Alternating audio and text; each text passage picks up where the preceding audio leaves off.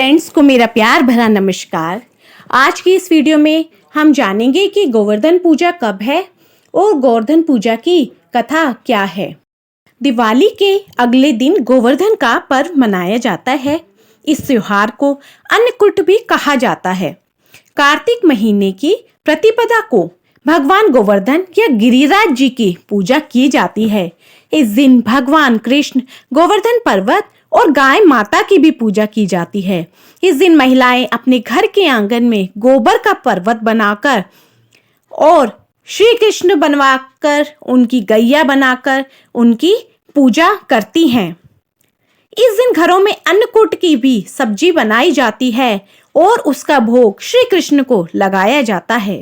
इस त्योहार पर पूजा में कथा को पढ़ने का खास महत्व बताया गया है। ऐसी मान्यता है कि इस कथा को पढ़ने से आपके घर में सुख समृद्धि बनी रहेगी और घर में कभी अन्न की कमी नहीं होगी। इस साल ये त्योहार 13 और 14 नवंबर 2 दिन मनाया जा रहा है। इस दिन घर के प्रांगण में गाय के गोबर से गोवर्धन पर्वत और पशुधन की आकृति बनाई जाती है और विधि विधान से पूजा की जाती है। परिवार के लोग शाम को भगवान गिरिराज को अन्न आदि का भोग लगाकर दीपदान करते हैं। गोबर के भगवान की परिक्रमा की जाती है। उत्तर भारत के राज्यों में इस दिन अन्नकूट का पर्व भी मनाया जाता है। 13 नवंबर को दोपहर 2:56 से लेकर 14 नवंबर को दोपहर 2:36 तक गोवर्धन पूजा का समय रहेगा। तो उदय तिथि के हिसाब से 14 नवंबर को गोवर्धन पूजा की जाएगी, पर बहुत से लोग 13 नवंबर को भी गोवर्धन की पूजा कर रहे हैं।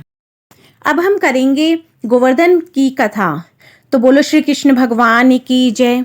पौराणिक कथाओं के अनुसार एक दिन श्री कृष्ण ने देखा कि सभी ब्रिजवासी तरह तरह के पकवान बना रहे हैं। सभी लोग तैयारियों में जुटे हुए थे।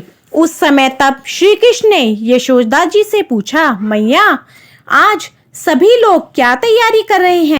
इस पर मैया यशोदा ने कहा कि सभी ब्रिजवासी इंद्रदेव की पूजा की तैयारी कर रहे हैं। माँ यशोदा की बात सुनकर कान्हा जी ने कहा कि सब इंद्रदेव की पूजा क्यों करते हैं? उस पर माँ यशोदा ने कहा कि भगवान इंद्रदेव वर्षा करते हैं, जिससे अन्न की पैदावार अच्छी होती है और हमारी गायों को चारा मिलता है। अपनी माँ की बात सुनकर कान्हा जी ने कहा कि बारिश करना इंद्रदेव का कर्तव्य है। अगर पूजा करनी है तो हमें गोवर्धन पर्वत की पूजा करनी चाहिए। हमारी गाय तो वहीं चरती है और हमें फल फूल सब्जियां आदि भी गोवर्धन पर्वत से ही मिलती हैं। इसके बाद सभी ब्रिजवासी इंद्रदेव की बजाय गोवर्धन पर्वत की पूजा करने लगे। इस बात से देवराज इंद्र नाराज हो गए। उन्होंने यह अपना अपमान समझा और गुस्से में आकर उन्होंने खूब बारिश की, जिससे चारों ओर त्राही त्राही मच गई। सभी अपने परिवार और पशुओं को बचाने के लिए इधर उधर भागने लगे। उस समय सबका मानना था कि ऐसा कृष्ण की बात को मानने के कारण ही हुआ है। इसके बाद श्री कृष्ण ने इंद्रदेव का अहंकार दूर करने और सभी ब्रिजवासियों की रक्षा करने के लिए गोवर्धन पर्वत को अपनी उंगली पर उठा लिया था। तब सभी ब्रिजवासियों ने गोवर्धन पर्वत के नीचे शरण ली। श्री कृष्ण ने गोवर्धन पर्वत को अपनी छोटी उंगली पर उठाकर ब्रिज को बचा लिया और इंद्र को लज्जित होने के पश्चात उनसे क्षमा याचना करनी पड़ी। उसी समय से गोवर्धन पर्वत की पूजा की परंपरा शुरू हुई।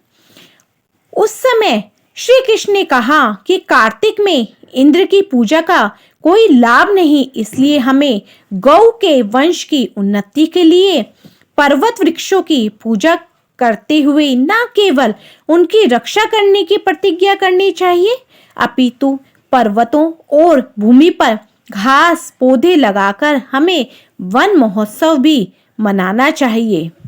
तो बोलो श्री कृष्ण भगवान की जय।